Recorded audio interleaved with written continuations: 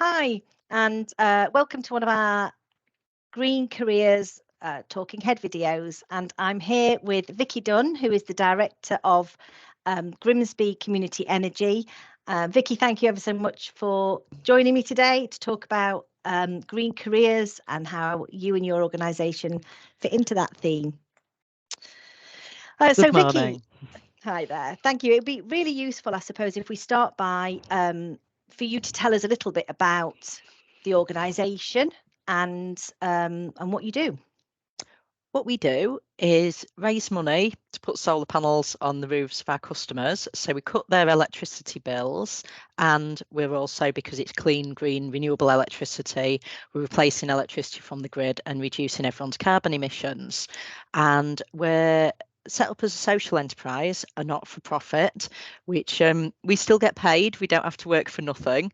And we've also got some contracts working with the council and some business advice organisations, which enable us to go out and advise businesses about their energy use and help them, possibly by working with us or whatever means are useful, to become greener. Oh, that's amazing. So how did you get to be sitting in that chair? What's your sort of career pathway been? Franklin College in Grimsby and Hereford before that, for those of you who remember Hereford. So A-levels, did a degree in chemistry because it was a favourite subject of mine, and a PhD because I loved being a student and didn't want to stop. And Leeds was an enjoyable place to be at that time. Then worked as a sustainability officer for a local council, which gave me that sort of public service mindset, worked through a few environmental consultancy roles, and eventually ended up delivering the sort of business support project, helping businesses reduce their energy use in Grimsby. This was by 2014. And the very first pay packet I ever got, it happened, I got an email about the same time asking me to invest in a community-owned wind farm. I thought, wow, that sounds good. So I invested a few £100 in my first pay packet. So all this time I'd been a member of a member-owned community energy cooperative. And then come the opportunity, I met some people in Grimsby who wanted to develop similar and raise funding. I said, I know how to do that because I've been a member of one for several years. And they're like, really? So we formed the organisation Grimsby Community Energy to make this happen here, which we did. And then gradually we got more grant funding, more contracts, more buildings wanted our solar panels. And I pulled together everything I'd learned in life, and I learned a few new things too. And we got to where we are today. That's so interesting how all of that experience that you had up to that point just literally, it's like the planets aligning, wasn't it, to have you there ready to create something that's so important and meaningful and impactful, actually. So what motivated you to go down that sort of green route? Because really from the beginning, that's obviously been a driving force for you. I think I had that ever since I was a kid. I don't know whether it's my parents and some of my friends' parents were environmentalists. Certainly, I was brought up being quite particular about food, never eating meat, recycling before you even got curbside recycling boxes. So things that you had to make an effort to do in the 80s and 90s are just utterly, normal now. But the more I did it, the more I loved it. And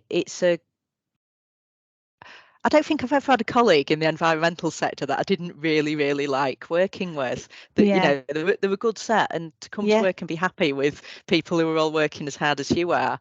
There's people I worked with who were sort of students and apprentices that I worked with back from the early 2000s. We're still in touch on LinkedIn, and a good friendly sector to be in. Yeah, absolutely. And a growing sector as well. Certainly when we talk to young people about thinking about where they ought to or ought to consider at least looking to for a future potential, career, that green theme it's across every sector, in fact, isn't it? Whether you're looking at energy or you're looking at retail or manufacturing, or it literally is everywhere now. No, I totally agree. Totally agree with you. What what would you, if I said sort of look into the future for Grimsby Community Energy and the sorts of work that you might do and the sorts of jobs that you might have within the organisation, what sort of things would you look at? We've been fortunate this year that we've received various grant funding streams. So we've got paid staff. So we've got our business advisor role, going out and advising businesses on how to cut their energy use. We've got Rob, who he doesn't generally go out and see the public. That's not his bag, but he gets all the numbers exactly right in the background, and he's very good on procedures, policies.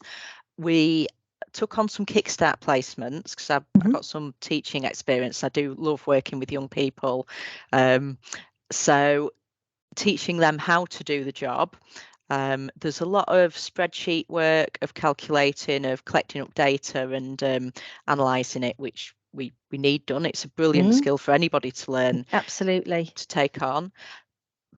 And I would see more in the future. We're taking on some more students. We've got some funding. They're going to help us write what's called our next community share offer, where we'll be saying to the public, please invest your money with us so we can build some more solar panels.